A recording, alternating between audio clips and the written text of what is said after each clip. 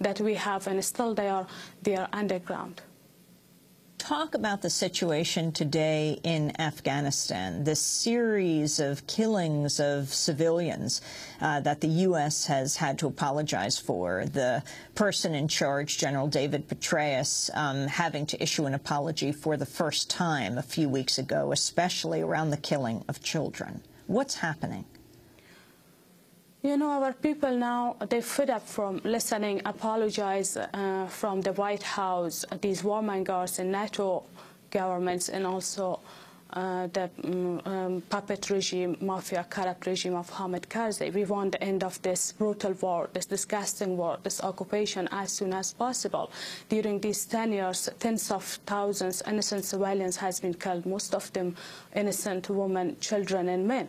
And even during these 9 years of their occupation, they used white phosphorus cluster bomb. They are bombing our wedding parties. Maybe you heard, as you earlier mentioned, the report of Spiegel that even they insult with the died bodies of my people, these occupation forces, make fun with these died bodies.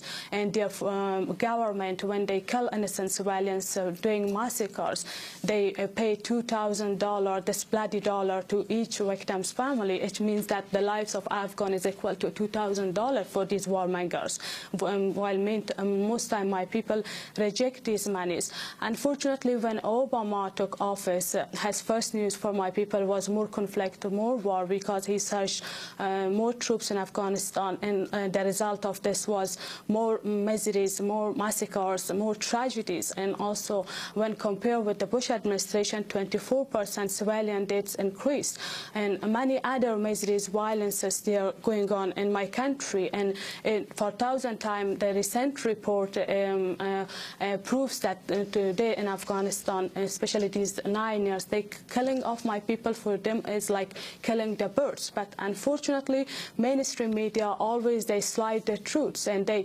shamelessly decrease the number of civilian deaths and call them insurgents, terrorists. You mentioned, you said the die teams, what's called the kill team, the soldiers that are on trial right now in the United States, these photographs that Democracy Now! Has broadcast, these horrendous photographs. And I urge people, I warn you, as we show these photographs, that Der Spiegel showed first, of these so-called kill teams that murdered unarmed Afghan civilians at random and collected body parts as trophies. How much attention is this getting in Afghanistan right now? These photos not only for Afghans, I believe for millions around the world, as human beings, and for justice-loving people around the world, is heartbreaking. And it was not new for our Afghan people, as every day they are bombing, killing civilians under the name of these terrorists, now negotiating with these fascist Taliban, terrorist Taliban, and also Gulbuddin Hekmatyar. These terrorists come in power, the situation will be more bloody, more disaster for my people. That's why every day when they are bombing, when our people know this news, there are many demonstrations in Afghanistan. There are right now two kinds of resistance in my country. One is the reactionary resistance of these terrorist Taliban that always mainstream media, U.S. government try to make a mountain out of a molehill. Another is resistance of ordinary Afghan people, students of the universities, democratic-minded parties that we have.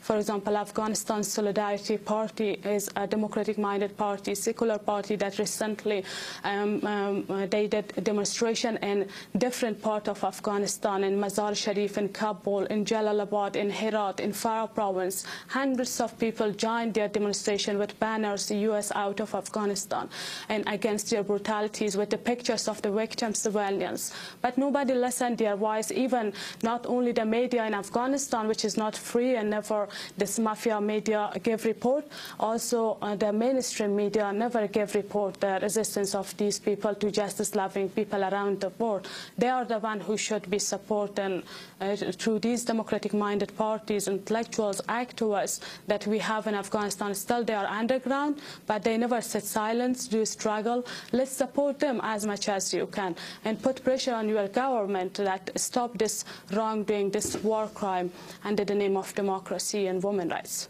Can you talk about who exactly the U.S. is working with and negotiating right now with in Afghanistan? With all that is happening in Libya and the Middle East, it seems that Afghanistan, coverage of Afghanistan, has even fallen farther off the radar, if that's possible. Astounding that the U.S. is conducting such a war and there's so little coverage of it in Afghanistan. They want to negotiate with Taliban and also Gulbuddin Hekmatyar, one bunch of terrorists like Nord Alliance who are mentally same like Taliban, only physically has been changed after 9/11. These warlords, their background, you can see on Human Rights Watch website. Many books has been written about them, like Eyes for Infidel, Ghost for Bleeding Afghanistan, like Devil's Game book. If you read, it will help you to know better about these warlords who committed crimes against my people, did civil war from 92 to 96, before domination of the Taliban. But after 9/11, they imposed on my people with the mask of democracy. That's why Afghanistan day by day goes from the situation goes from worse to worse. And U.S. and NATO, especially U.S. government, supported these fundamentalists since Cold War, still don't want to lose them. And now these bunch of terrorists that these 10 years they become powerful with suit and tie, with bloody hands. They invite another bunch of terrorists like Taliban and Gulbuddin Hekmatyar that the U.S. government in the past put his name in the blacklist as a wanted criminal. Without to say apologize to my people, these terrorists invite them to join this mafia corrupt regime. Mullah Omar is not moderate. That your government, I mean U.S. government says to justice-loving people of the U.S. around the world, we are negotiating with moderate Talib.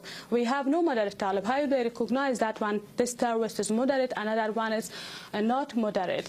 And Mullah Omar is a terrorist. Our people wish all of these bunch of killers like Sayyaf, Rabbani, Kanuni, Mahakek, Dostum, Khalili, Ismail Khan, Gulabzui, Ulumi, many other killers who also right now already they are in power and have high posts in Karzai's regime.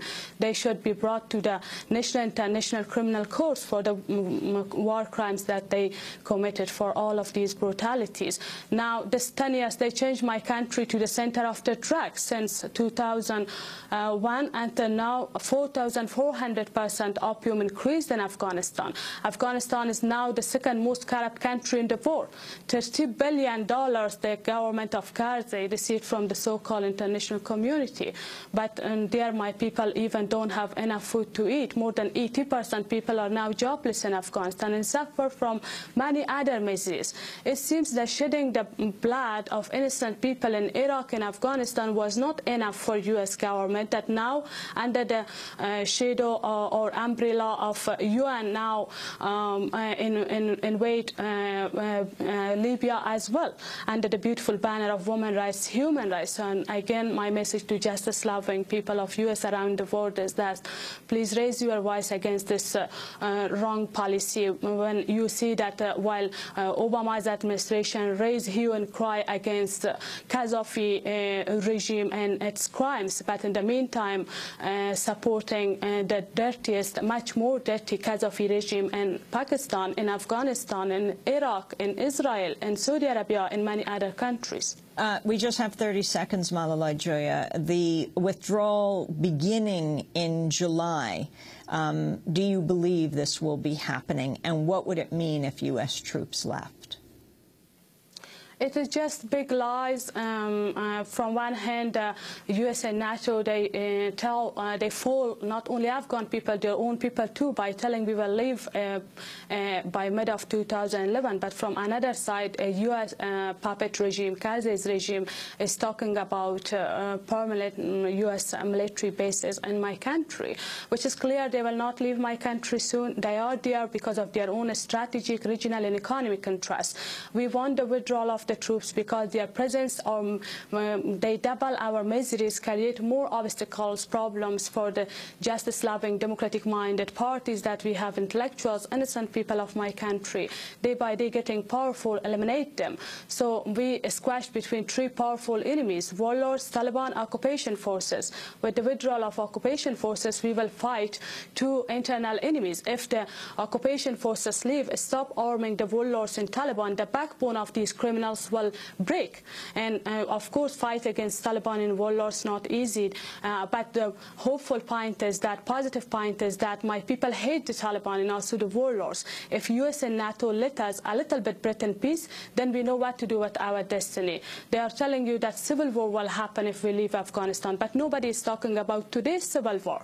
As long as these occupation forces will be there, the worst civil war will be. Democracy never came by military invasion. Democracy never came by bombing, killing innocent civilians, by cluster bomb or white phosphorus. Anyway, we fed up from this occupation. Now my message of my people is this: we don't want anything good from you, just to stop wrongdoing, just to stop these massacres, just to stop support of these criminals, these terrorists. And in the meantime, I am asking for the solidarity and support of justice-loving people around the world. Their moral support, educational support, because it's the key toward emancipation. Malalai Joya, I want to thank you for being with us. Former member of the Afghan parliament, has survived numerous assassination attempts. Her book is called A Woman Among Warlords. Malalai Joya was named by Time magazine one of the 100 most influential people in the world. This is Democracy Now! We'll be back in a minute.